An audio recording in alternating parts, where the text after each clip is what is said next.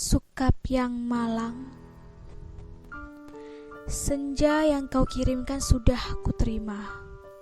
Kukira sama, lengkap, seperti ketika engkau memotongnya di langit yang kemerah-merahan itu.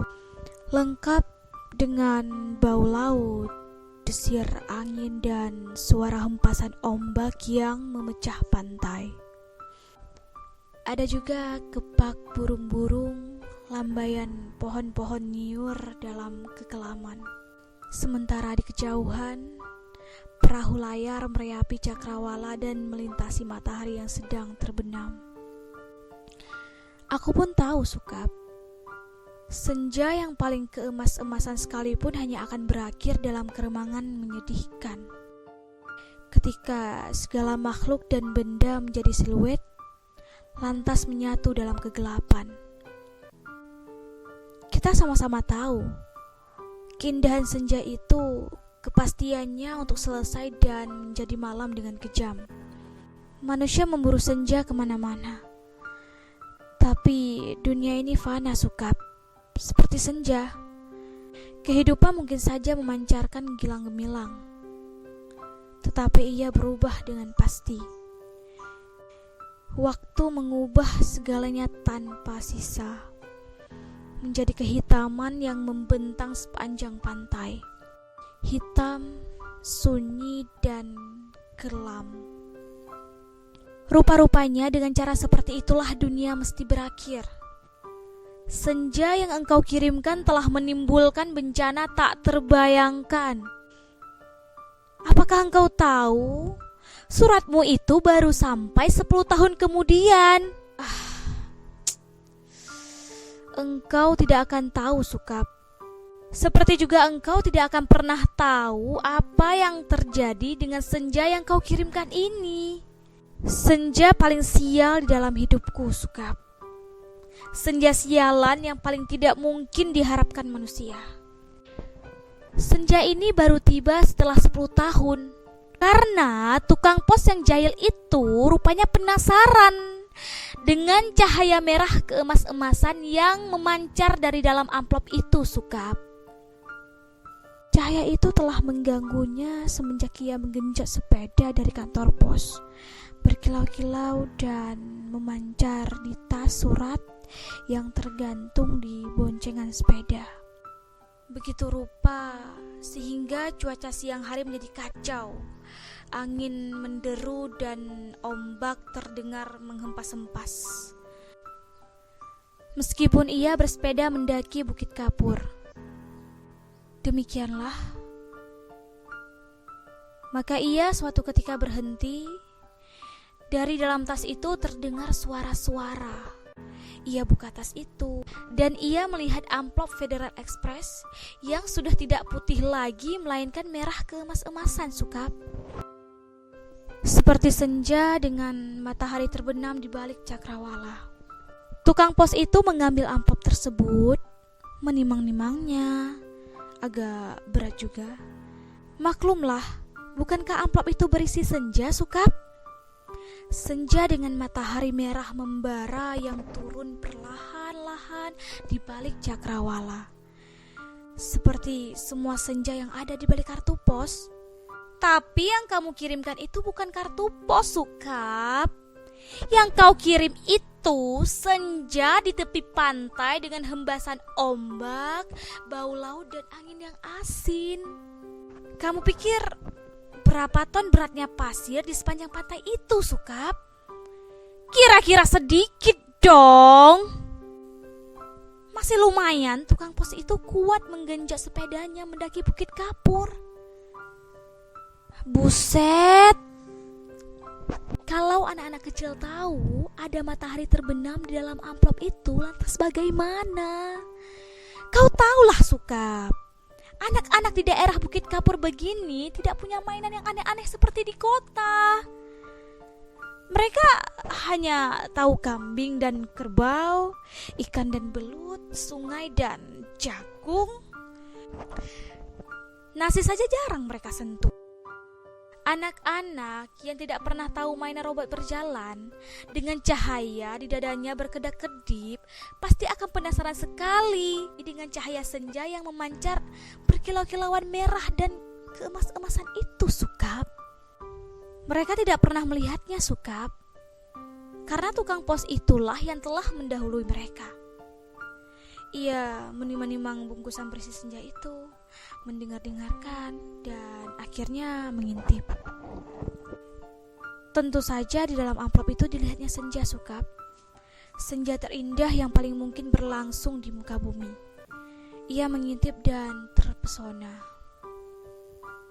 Ia buka amplop itu. Sebetulnya menurut kode etik profesi itu tidak boleh. Tapi manusia manapun bisa melakukan kesalahan, bukan? Ia buka amplop itu dan melihat senja dengan langit merah keemas-emasan dalam sana. Dan melihat mega-mega berpencar seperti perahu di dalam danau, memberikan perasaan nyaman dan tenang. Siapa yang tidak suka merasa nyaman dan tenang di dunia, Sukap? Di sebuah dunia yang miskin, masih bersimpah darah pula. Maka jangan salahkan tukang pos itu, Sukap. Jika ia kemudian menjadi begitu penasaran dan memasuki senja yang terbentang. Tidak ada yang tahu nasib waktu. Ketika anak-anak akhirnya berkerumunan di sekitar sepeda yang tergeletak itu, mereka hanya melihat cahaya senja yang kemerah-merahan yang sembraut membakar langit. Amplop itu hanya bocor sedikit, tapi akibatnya sudah begitu rupa. Ini semua gara-gara kamu, Sukap. Sukap yang malang, bodoh, dan tidak pakai otak. 10 tahun lamanya tukang pos itu mengembara di dalam amplop. Kita tidak pernah tahu apa yang dilakukannya di sana. Apakah dia kawin, beranak pinak, dan berbahagia? Atau selama itu dia hanya duduk saja memandang matahari terbenam dengan perasaan kehilangan? Sementara langit yang tadinya merah keemas-emasan perlahan menggelap kebiru-biruan. Aku juga tidak tahu bagaimana caranya menikmati senja di dalam amplop, Sukap. Sebuah ruang yang sungguh-sungguh terdiri dari waktu. Apakah waktu bisa diulang atau bagaimana? Aku belum pernah memasuki senja di dalam amplop. Atau apakah di dunia ini sebetulnya seperti dalam amplop, ya, Sukap? Di mana kita merasa hidup dengan penuh makna, padahal yang menonton kita tertawa sambil berkata, kasihan betul ya manusia. Apakah begitu, Sukap? Kamu yang suka berhayal barangkali tahu. Tapi aku tidak mau hayalan. Aku tidak mau kira-kira. Meskipun usaha kira-kira itu begitu canggihnya sehingga disebut ilmiah. Aku mau tahu yang sebenarnya. Apakah ada yang menyaksikan kita sambil tertawa-tawa? Kalau iya, apalah artinya hidup kita ini, Sukap? Tidakkah nasib manusia memang seperti ikan yang diternakkan hanya untuk mengisi akuarium di ruang tamu seseorang yang barangkali tidak terlalu peduli kepada makna kehidupan ikan-ikan itu? Aku tidak pernah tahu. Tidak ada seorang pun yang tahu apa yang dialami tukang pos itu di dalam amplop. Sampai ia keluar 10 tahun kemudian dengan wajah yang bahagia. Ia sudah 10 tahun menghilang di dalam amplop. Tapi ia tidak tampak bertambah tua. Apakah waktu di dalam amplop itu tidak bergerak? Tepatnya, apakah senja di dalam amplop itu tidak berhubungan dengan waktu? Apakah tidak ada waktu di dalam amplop Federal Express itu? Apakah aku harus peduli dengan semua ini, Sukap? Apakah aku harus peduli? Kamu betul-betul merepotkan aku, Sukap. Dasar laki-laki tidak tahu diri. Sukap yang malang, goblok dan menyebalkan. Kamu tahu apa yang terjadi 10 tahun kemudian? Tukang pos itu tiba di depan rumah kami. Ya, rumah kami. Setelah 10 tahun, banyak yang terjadi dong, Sukap. Misalnya bahwa kemudian aku kawin, beranak pinak dan berbahagia. Jangan kaget, dari dulu aku juga tidak mencintai kamu, Sukap. Dasar bego, dikasih isyarat tidak mau mendengarkan. Sekali lagi, aku tidak mencintai kamu. Kalau toh aku kelihatan baik selama ini padamu, terus terang harus kukatakan sekarang, sebetulnya aku cuma kasihan. Terus terang aku kasihan sama kamu, Sukap. Mencintai begitu rupa, tapi tidak tahu yang kamu cintai sebetulnya tidak mencintai kamu.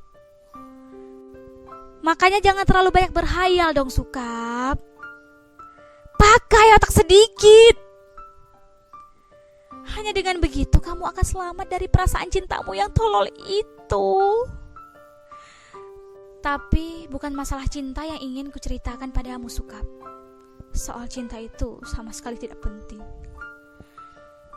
Kamu harus tahu apa akibat dari perbuatanmu ini, Sukap. Mengirim sepotong senja untuk orang yang sama sekali tidak mencintai kamu. Tahu apa akibatnya? Begitu tukang pos itu pulang, setelah menceritakan kenapa kiriman Federal Express bisa terlambat 10 tahun, kubuka amplop berisi senja itu. Dan terjadilah semua ini. Apa kamu tidak tahu, Sukap? Senja itu meski cuma sepotong, sebetulnya juga semesta yang utuh. Kamu kira matahari terbenam itu besarnya seperti apa? Seperti apem.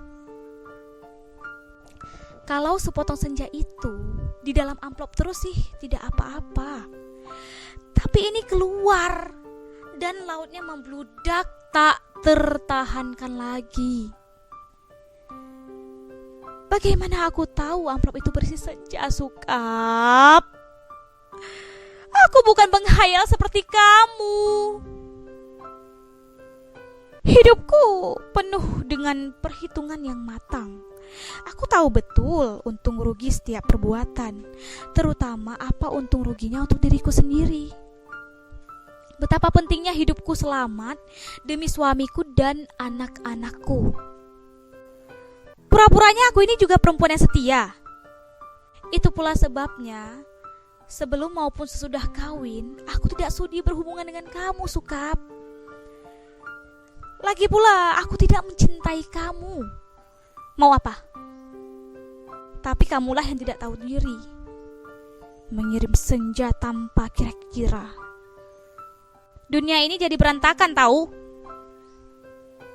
Berantakan dan hancur lebur tiada terkira. Setelah amplop itu kubuka dan senja itu keluar, matahari yang terbenam dari senja amplop itu berbenturan dengan matahari yang sudah ada.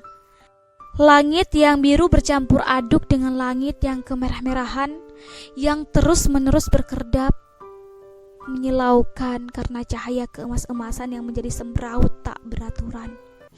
Senja yang seperti potongan kue menggelegak. Pantai terhampar seperti permadani di atas bukit kapur. Lautnya terhempas langsung membanjiri bumi dan menghancurkan segala-galanya. Bisalah kau bayangkan, Sukap, bagaimana orang tidak panik dengan gelombang raksasa yang tidak datang dari pantai tapi dari bukit. Air bah membanjiri bumi seperti zaman Nabi Nuh. Dunia menjadi gempar. Tidak semua perahu yang ada cukup untuk seluruh umat manusia, kan? Lagi pula sampai kapan kapal dan perahu itu bisa bertahan? Tiada satu kota pun yang selamat. Lautan dari senjamu yang membuat langit merah membara itu menghempas dan membanjiri bumi dengan cepat sekali. Gedung-gedung pencakar langit di setiap kota besar di seluruh dunia, gunung-gunung tertinggi di muka bumi, semuanya terendam air. Sukap, bumi ini sekarang sudah terendam air, di mana air-air dan langit senja tak kunjung berubah menjadi malam. Segalanya kacau, Sukap, gara-gara cintamu yang tak tahu diri. Sukap yang malang, paling malang dan akan selalu malang. Aku menulis surat ini dengan kertas dan pena terakhir di dunia, di atas puncak Himalaya. Di depanku ada sebuah sampan kecil dengan sepasang dayung dan sebungkus super mie. Itulah makanan terakhir di muka bumi. Sisa manusia yang menjadi pengembara lautan di atas kapal dan perahu telah mati semua karena kehabisan bahan makanan maupun manyat teman-temannya sendiri. Manusia memang banyak akal, tapi menghadapi senja dari dalam amplop itu tidak ada jalan keluar. Banyak orang mempertanyakan diriku, kenapa aku membuat dirimu begitu cinta menggebu-gebu, padahal cinta secuil pun tidak. Sehingga kamu mengirim sepotong senja itu kepadaku dan tumpah ruah membanjiri bumi. Tapi coba katakan, itu bukan salahku toh, Sukap. Aku tidak mau disalahkan atas bencana yang menimpa umat manusia. Mengapa cinta harus menjadi begitu penting sehingga kehidupan terganggu? Itu bukan salahku. Air laut kulihat makin dekat. Setidaknya setengah jam lagi tempat aku menulis surat ini sudah akan terendam seluruhnya. Aku akan naik perahu, mendayung sampai teler, makan super mie mentah, lantas menanti maut. Akan kukirim kemana surat ini?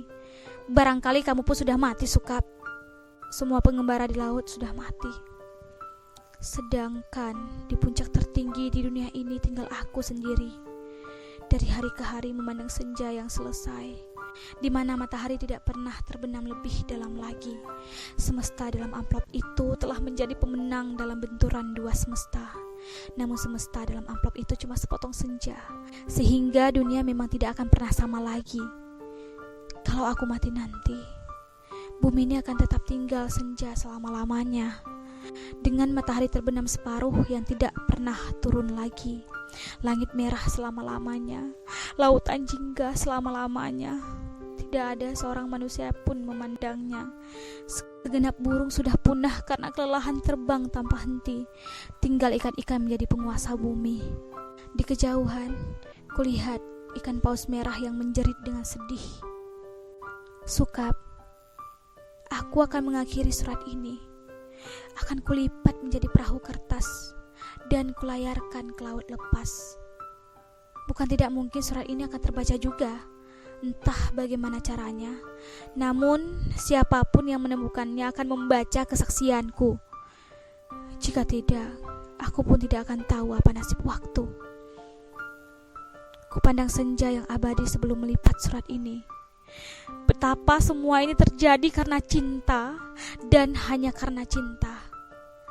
Betapa besar bencana telah ditimbulkannya ketika kata-kata tak cukup menampungnya. Kutatap senja itu, masih selalu begitu, seperti menjanjikan suatu perpisahan yang sendu. Selamat berpisah semuanya, selamat tinggal. Alina.